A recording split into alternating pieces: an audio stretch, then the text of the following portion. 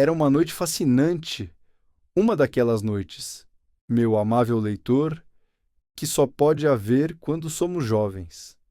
Era um céu tão estrelado, um céu tão luminoso que só de mirá-lo seria preciso perguntarmos involuntariamente aqui conosco se várias pessoas irritadiças e pirracentas podiam mesmo viver sob um céu desses. Esta é outra indagação de quem for jovem, meu amável leitor, de quem for muito jovem, mas queira Nosso Senhor que você a repita a miúde em sua alma. Falando em vários senhores pirracentos e irritadiços, não pude deixar de relembrar, outros sim, a minha própria conduta exemplar naquele dia todo. Foi uma pasmosa melancolia que começou a atormentar-me desde a manhãzinha. Pareceu-me de súbito que todos me abandonavam, que todos se afastavam de mim, solitário. É verdade que qualquer um tem o direito de perguntar quais seriam aqueles todos, porquanto já faz 8 anos que eu moro em Petersburgo e não soube, nesse meio tempo, conhecer praticamente ninguém. Mas para que é que teria conhecido alguém lá? Conheço ainda assim toda Petersburgo e foi por isso que me pareceu quando toda Petersburgo se levantou e partiu de repente para o campo, que todos me abandonavam. Senti medo de ficar sozinho e passei 3 dias inteiros a vaguear pela cidade, profundamente angustiado e nem por sombra, compreendendo o que se dava comigo. Quer fosse a Nevsky, a outros quer entrasse num jardim público, quer andasse pela avenida marginal, não via ali nenhuma daquelas pessoas que costumava avistar, em dada hora e no mesmo lugar durante um ano inteiro. De certo elas não me conheciam, mas eu cá as conhecia a todas, e conhecia-as de perto, tendo quase esquadrinhado as suas fisionomias e admirava-as quando estavam alegres e ficava triste quando se sombreavam. Quase travei amizade com um velhinho que encontrava todo santo dia, em dada hora, na margem do Fontanka. A fisionomia dele é assim, imponente e pensativa. Não para de cochichar consigo mesmo.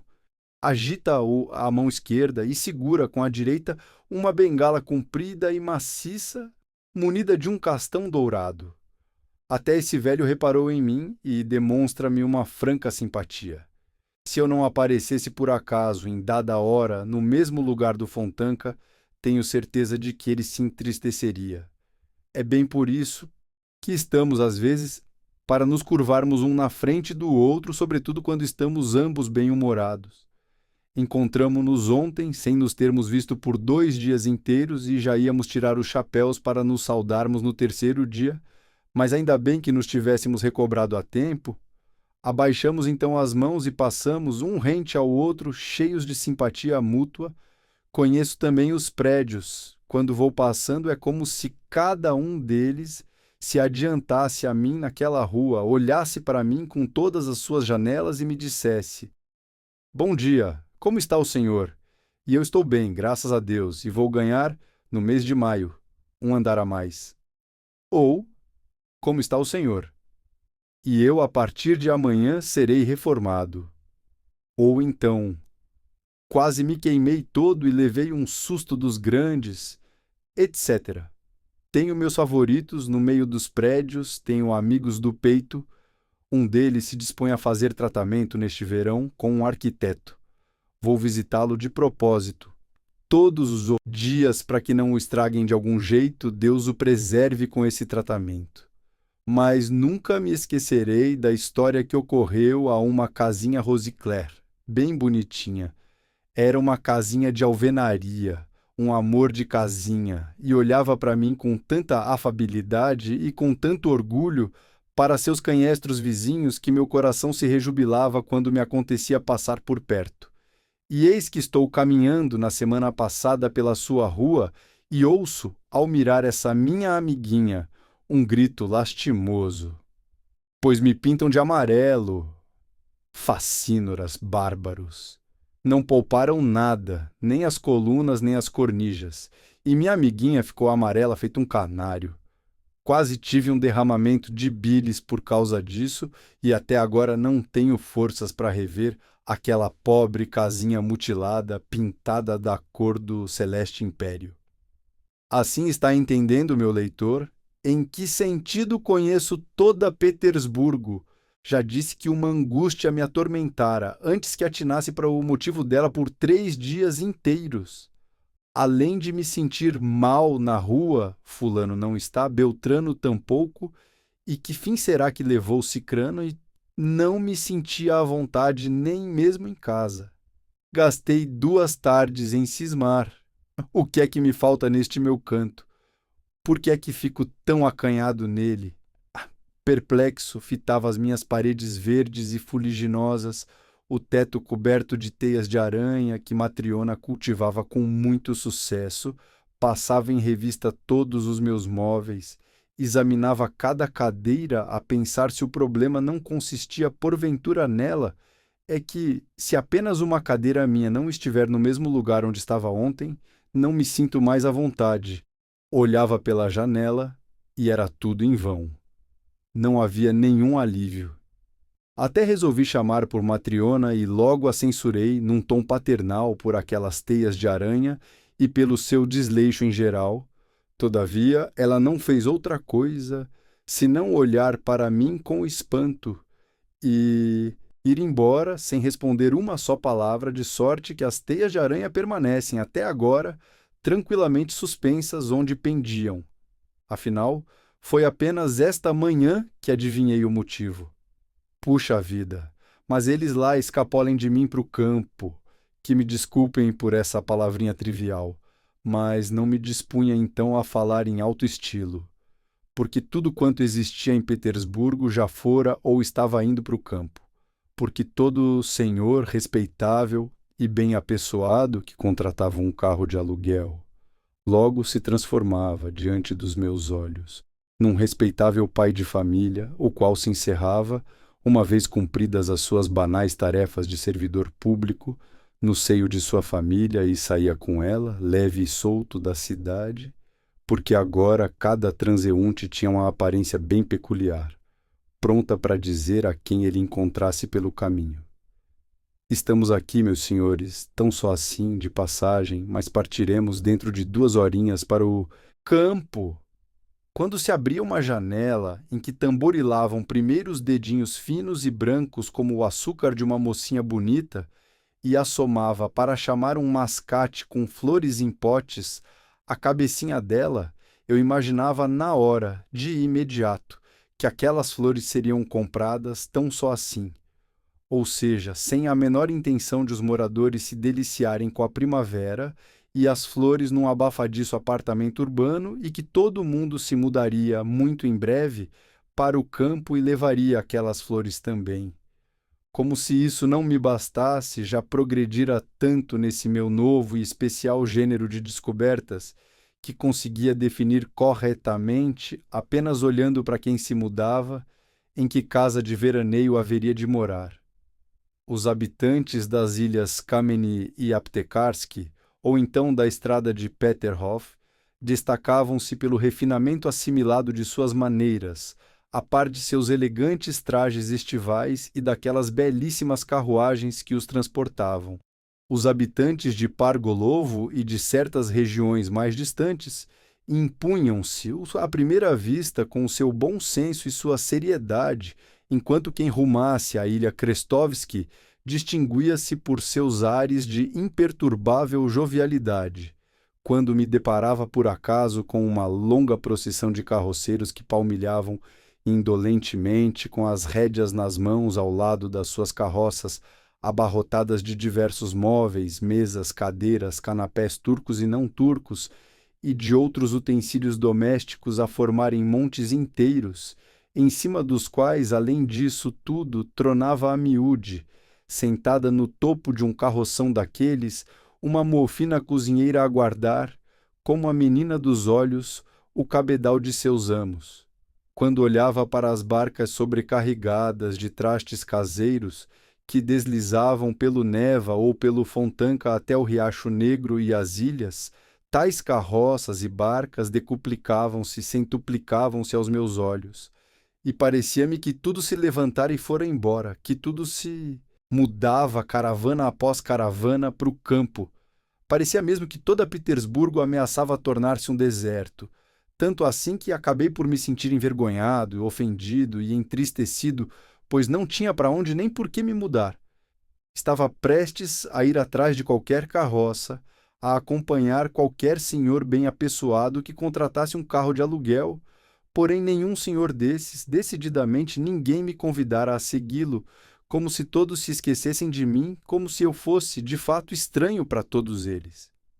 Andei muito, e por muito tempo, de sorte que chegara, conforme meu hábito, a esquecer completamente onde estava, e, de repente, me vi na fronteira urbana. Fiquei alegre num piscar de olhos, atravessei a barreira e fui caminhando por entre os campos semeados e prados. Não sentia cansaço, mas tão só percebia, com toda como a minha constituição, que um fardo se desprendia da minha alma. Todos os que passavam por perto olhavam para mim de modo tão amistoso que pareciam dispostos a saudar-me com mesuras. Todos se alegravam muito, por alguma razão. E todos, do primeiro ao último, fumavam charutos. E eu mesmo estava alegre como nunca me ocorrera antes. Era como se me tivesse transferido de supetão para a Itália. Tanto me encantava a natureza, a mim, este citadino adoentado, que por pouco não se sufocara entre os muros urbanos. Ela tem algo inexprimivelmente tocante, nossa natureza petersburguense, quando revela de vez, com a chegada da primavera, toda a sua potência, todas as forças de que o céu a proveu, quando lança brotos e se enfeita toda com flores variegadas. Ela me lembra, de certa forma espontânea, aquela moça estiolada, enferma, que você mira, por vezes, com pena, ou então com uma espécie de complacência amorosa ou simplesmente não repara nela em outras ocasiões, mas que se torna de chofre apenas um momento e, como que sem querer, indizivelmente, maravilhosamente bela, enquanto você, pasmado e extasiado, dirigir a si mesmo estas perguntas involuntárias. Que força fez aqueles olhos tristes e pensativos brilharem tanto? O que fez o sangue afluir aquelas faces pálidas e emagrecidas? O que banhou de paixão aquelas feições delicadas? Por que aquele peito está arfando assim? O que foi que revestiu de súbito o semblante da pobre moça de força, de vida e de beleza, fazendo que rutilasse todo com aquele sorriso, que se animasse com aquele riso tão fulgurante e cintilante? Você olha aqui ao seu redor, né? Você procura por alguém, você começa a adivinhar. Mas o momento se esvai e pode ser que amanhã você volte a encontrar o mesmo olhar, tão pensativo e distraído como dantes, o mesmo rosto pálido, as mesmas submissão e timidez nos gestos dela e, quem sabe, até certo arrependimento, até os vestígios de certo pesar mortificante, de seu desgosto por ter vivido um instante de paixão. E você fica lamentando que tenha murchado tão rápida, tão irremediavelmente, aquela beleza momentânea que tenha fulgido tão ilusória e baldada em sua frente, lamentando não ter tido tempo nem sequer para apreciá-la. Ainda assim, minha noite era melhor que o dia. Eis o que se passou comigo. Regressei à cidade bem tarde. Já haviam soado 10 horas quando me acercava do prédio onde morava. Meu caminho corria ao longo do canal, em cuja margem não há, nessa hora, uma alma viva. É verdade, aliás, que moro num bairro muito longínquo de nossa cidade. Eu caminhava e cantava, pois ando sem falta cantarolando comigo, quando me sinto feliz, igual a qualquer pessoa feliz que não tem amigos nem bons companheiros e que não tem com quem partilhar, num momento alegre, essa alegria sua. E eis que se deu comigo uma aventura deveras inesperada. A certa distância de mim, apoiando-se no parapeito do canal, estava plantada uma mulher. Debruçada na grade, ela parecia olhar com muita atenção para as águas turvas. Usava um chapeuzinho amarelo bem bonitinho e uma garrida mantilha preta. É uma mocinha e com certeza morena, pensei eu. Ela não ouvira pelo visto meus passos, nem sequer se moveu quando passei ao seu lado, prendendo a respiração e sentindo meu coração bater forte. Estranho, pensei. Ela deve estar cismando em alguma coisa. Parei de repente como que pregado. Tinha ouvido um surdo soluço, não me enganara não. A moça estava chorando e ouviram-se 1 minuto depois novos soluços. Meu Deus do céu! Meu coração ficou apertado. Por mais tímido que me quedasse perante as mulheres, o momento era fora do comum. Voltei para trás, aproximei-me dela e certamente teria exclamado: Minha senhora! Se não soubesse que tal exclamação já fora 1000 vezes utilizada em todos os romances mundanos russos, fora só isso que me detivera. Mas enquanto eu escolhia uma palavra apropriada, a moça se recobrou, olhou ao redor, apercebeu-se de minha presença, abaixou os olhos e esgueirou-se bem ao meu lado pela avenida marginal. Fui logo atrás dela, porém a moça reparou nisso e deixou a margem do canal, atravessando a rua e seguindo pela calçada oposta. Não me atrevi a atravessar a rua. Meu coração palpitava como o de um passarinho pego. E foi uma casualidade que veio em meu auxílio. De súbito, um senhor de casaca tinha uma idade respeitável, mas não se podia dizer que sua atitude também fosse respeitável, surgiu na calçada oposta, perto da moça desconhecida. Avançava cambaleando e arrimando-se cautelosamente num muro. Quanto à moça, ela caminhava feito um ponteiro, apressada e tímida, igual a todas as moças em geral que não querem que alguém se encarregue de acompanhá-las em sua caminhada noturna até sua casa. E aquele senhor cambaleante não a teria alcançado por certo de modo algum, se meu destino não lhe tivesse sugerido que buscasse meios artificiais. De chofre, sem articular uma só palavra, aquele senhor arrancou e foi correndo com todas as forças, voando atrás da desconhecida. Ela também corria que nem o vento, mas o senhor balançante se aproximava cada vez mais e acabou por alcançá-la. A moça deu um grito e bendito seja o destino por ter colocado naquela ocasião uma excelente bengala maciça em minha mão direita. Cheguei, num instante, à calçada oposta. O senhor importuno compreendeu num instante de que se tratava, levou em consideração meu argumento irresistível, ficou calado, parou e só quando estávamos já bem longe pôs-se a reclamar de mim com termos bastante enérgicos. Todavia, suas palavras mal chegaram aos nossos ouvidos. Dê-me a mão, disse eu à minha desconhecida, e ele não ousará mais incomodá-la. Ela me estendeu, calada, a sua mão, que ainda tremia de emoção e de susto. Oh, aquele senhor importuno, como eu o abençoava naquele momento! Olhei de relance para ela. Era uma moça bem bonitinha e morena. Tinha, pois, adivinhado, mas ainda brilhavam sobre os seus cílios negros umas lagrimazinhas, sem eu saber o que as provocara, seu recente susto ou seu pesar antigo. O sorriso já fulgurava, porém, nos lábios da moça. Ela também olhou para mim, às esconças, corou de leve e abaixou os olhos. Por que é que me enxotou, está vendo? Se eu estivesse por perto, nada teria acontecido. Mas eu não conhecia o senhor, pensava que fosse também. Será que me conhece agora? Um pouquinho. Diga-me, por exemplo, por que está tremendo? Oh, a senhorita adivinhou logo! Respondi, arrebatado por essa moça ser inteligentinha, e porque isso nunca atrapalha se for bonita. Sim, adivinhou à primeira vista com quem estava lidando. Ah, acertou em cheio. Estou tímido com as mulheres, e não vou negar que estou emocionado.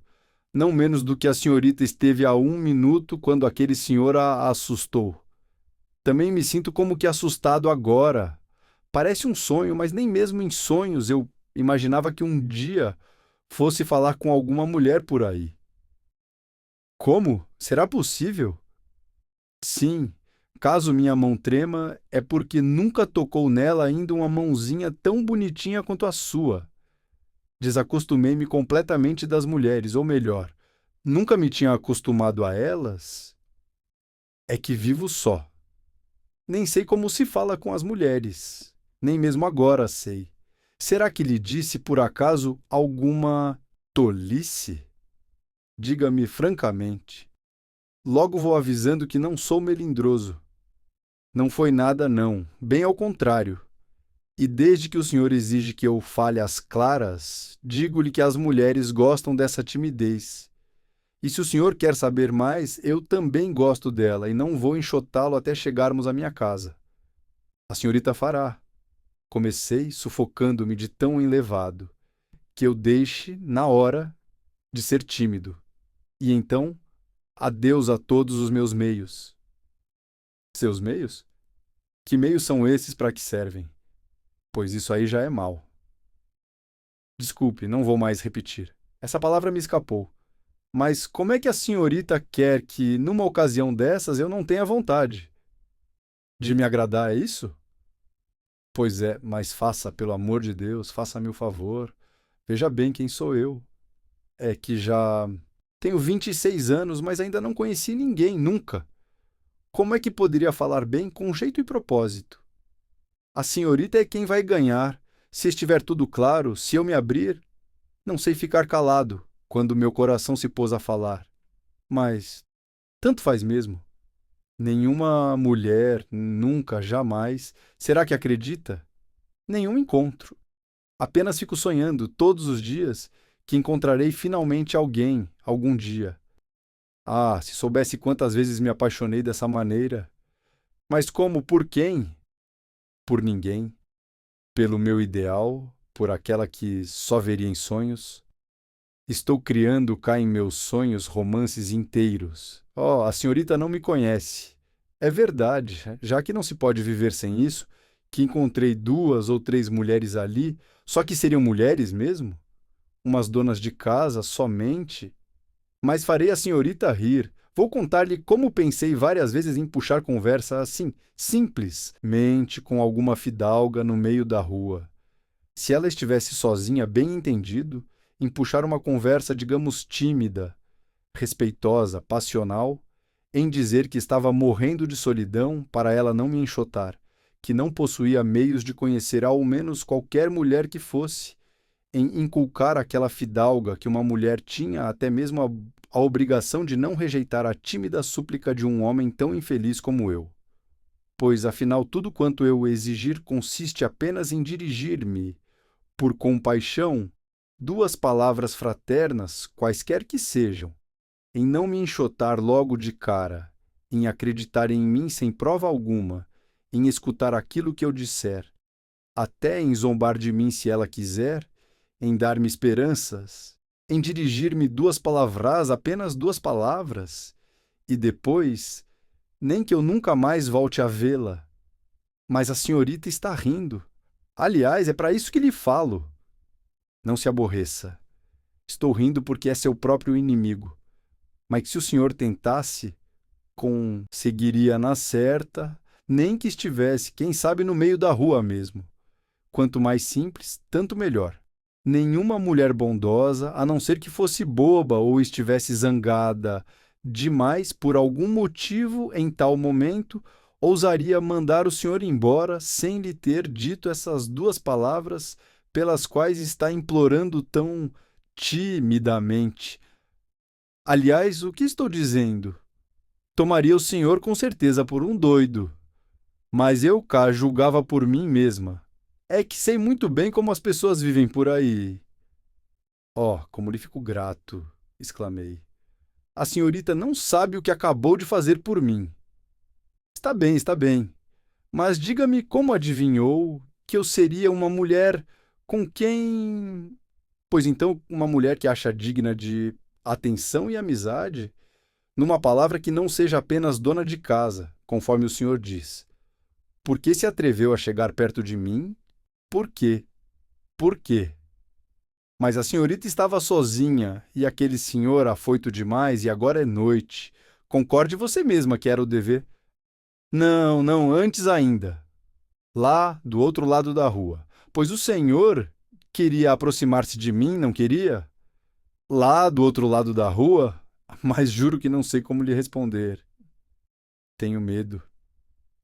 Estava feliz hoje, sabe?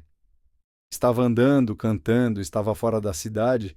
Ainda nunca havia vivenciado tais momentos felizes. Você talvez me tenha parecido. Então me desculpe se eu a lembrar disso. É que me pareceu que você estava chorando e eu não podia ouvir isso. Meu coração ficou apertado. Oh, meu Deus! Será que eu não podia mesmo sentir tristeza por sua causa? Seria mesmo um pecado ter sentido uma compaixão fraterna por você? Desculpe, eu disse compaixão. Pois bem, numa palavra, será que pude ofendê-la ao ter, involuntariamente, essa ideia de chegar perto de você? Deixe, já basta, não fale mais, disse a moça cabisbaixa e apertou-me a mão. A culpa é minha, já que falei nisso, mas estou contente de não me ter enganado quanto ao senhor. Mas estou já em casa. Preciso ir lá por aquela viela. Só tenho 2 passos a dar. Adeus, agradeço-lhe. Mas será mesmo? Será que nunca mais nos veremos? Será que tudo fica por isso mesmo? Veja se me entende, disse a moça, rindo. Primeiro, o senhor queria apenas 2 palavras, mas agora, aliás, não lhe direi mais nada. Talvez nos encontremos de novo. Estarei aqui amanhã, disse eu. Oh, perdoe-me, já estou insistindo. Sim, o senhor não tem paciência. Está quase insistindo. Escute, escute, interrompia. Desculpe-me se lhe disser outra vez algo assim, mas é o seguinte: não posso deixar de vir aqui amanhã. Sou um sonhador. Tenho tão pouca vida real e tão raramente me ocorrem tais momentos como este agora, que não posso deixar de recapitulá-los em meus sonhos. Vou sonhar com você a noite inteira, a semana toda, o ano todo. Estarei aqui amanhã sem falta, precisamente aqui, neste mesmo lugar e nesta hora exata, e ficarei feliz ao lembrar o dia passado. Já estou gostando deste lugar. Já tenho em Petersburgo uns 2 ou 3 lugares assim. Até chorei uma vez, como você, por causa de minhas lembranças. Talvez você mesma tenha chorado há 10 minutos por se lembrar de alguma coisa. Como é que vou saber? Mas desculpe-me, fiquei divagando de novo. Quem sabe se você não esteve nenhum dia, especialmente feliz neste lugar. Está bem, disse a moça. Talvez venha cá amanhã, às 10 horas também. Estou vendo que já não posso proibir o senhor. Preciso estar aqui, eis o que é. Não pense que lhe marquei um encontro. Aviso logo que preciso estar aqui por mim mesma. Enfim, vou dizer-lhes das claras. Não fará mal se o senhor também vier. Primeiro podem acontecer novas contrariedades, como hoje, mas deixemos para lá, certo? Numa palavra, eu gostaria apenas de ver o senhor para lhe dizer 2 palavras, mas veja se me entende. Será que não me censura agora? Não pense aí que ando marcando encontros com tanta facilidade, né? Teria até marcado um, se... Mas que isto seja um segredo meu. Só vamos combinar daqui em diante. Combinar sim. Fale, diga-me, diga tudo de antemão. Concordo com tudo. Estou pronto para tudo, exclamei arrebatado. Respondo por mim, serei dócil e respeitoso. Você me conhece? Justamente porque conheço você é que o convido a vir amanhã, disse rindo a moça. Conheço você perfeitamente. Mas venha com uma condição, certo? Em primeiro lugar, só faça o favor de cumprir o que eu lhe pedir. Falo com toda a sinceridade, está vendo? Não se apaixone por mim. Asseguro-lhe que não pode fazer isso. Aceito a sua amizade. Eis aqui minha mão. Só lhe peço que não se apaixone por mim. Juro que não, exclamei pegando a mãozinha dela. Chega, não jure, pois eu sei que é capaz de se inflamar feito a pólvora. Não me censure por falar desse jeito. Se você soubesse, eu também estou sozinha, não tenho com quem trocar meia palavra e a quem pedir um conselho. De certo, não se procura conselheiro no meio da rua, mas você é uma exceção. Conheço você tão bem como se fôssemos amigos há 20 anos, mas virá mesmo, não é verdade? Vai ver, só que não sei como viverei até o fim desse dia. Durma em paz. Boa noite, e não esqueça que já me fiei em você. É que exclamou agorinha tão bem. Será que devemos prestar conta de cada sentimento, até mesmo de nossa compaixão fraterna? Isso foi dito tão bem, sabe, que logo me surgiu a ideia de lhe confessar. Mas o quê? Confessar o quê, pelo amor de Deus? Até amanhã. Que isto seja por ora um segredo. Assim é melhor para você.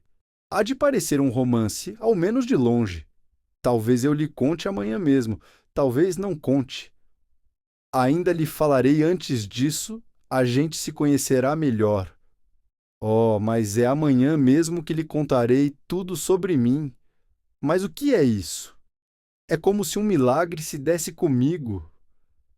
Onde estou, meu Deus? Mas diga-me, venha. Será que está descontente de não se ter zangado como teria feito outra mulher, de não me ter enxotado bem no começo? 2 minutinhos e você me tornou feliz para sempre. Feliz, sim. Talvez me tenha reconciliado comigo mesmo, talvez tenha resolvido as minhas dúvidas.